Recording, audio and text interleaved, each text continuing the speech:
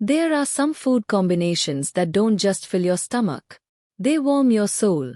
Welcome back, everyone. Today, we are making the ultimate festive treat. Golden, fluffy puris paired with rich, creamy, and cardamom-infused basundi. Let's begin with your ingredients. Khoya, 100 grams. Sugar, 1 cup. Dry fruits, cardamom powder, elaichi. Full cream whole milk, 1.5 liters.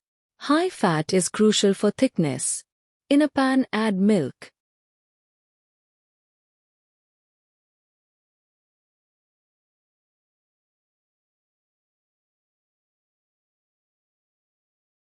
Bring it to a boil on medium heat, stirring occasionally so it doesn't stick to the bottom. Add sugar. Add cardamom powder. Add khoya.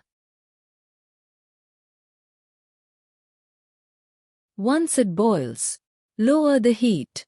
As a layer of cream, malai, forms on top, gently push it to the sides of the pan. Stir the milk from the bottom to prevent burning. Add some saffron, kesar, strands. Continue this process until the milk reduces to about half of its original volume. This takes about 30 to 40 minutes.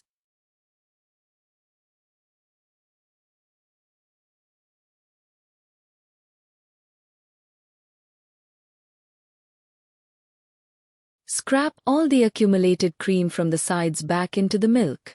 Simmer for another 5 to 7 minutes until it reaches a thick, flowing consistency. It will thicken further as it cools. Turn off the heat.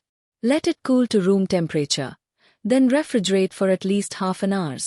Basundi tastes best when served chilled. Now it's time for perfectly puffed puris. The secret to a non-greasy, crispy yet soft puri is a stiff dough. Here I am taking maida, all-purpose flour.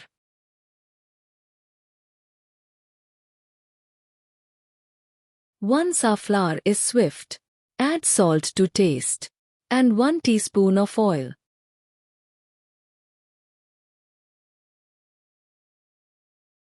Add water gradually and knead into a stiff and firm dough.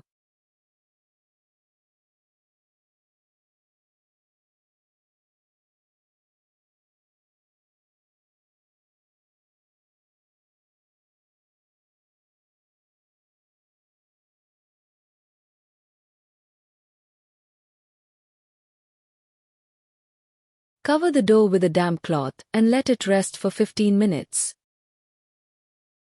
Knead the dough again for a minute. Divide it into small, lemon-sized balls. Roll them out into even circles, about 3 to 4 inches in diameter. Do not roll them too thin, or they won't puff. Do not roll them too thick, or they will remain raw inside.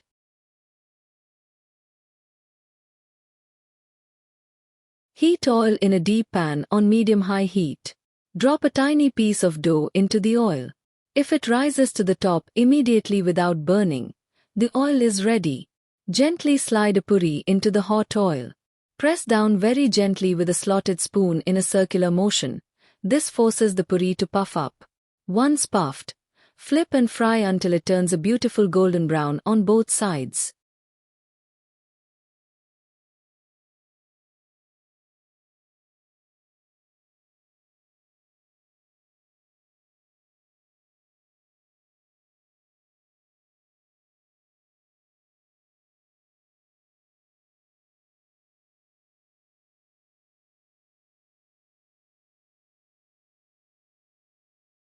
Drain the excess oil on paper towels. Look at those beautiful golden color on the puris. And there you have it. The perfect bite of crispy puri. And rich, sweet basundi. If you love this recipe, don't forget to hit that like button, save this video for later, and share it with someone you'd love to share this meal with. Let me know in the comments if you prefer your basundi warm or chilled. Until next time, happy cooking!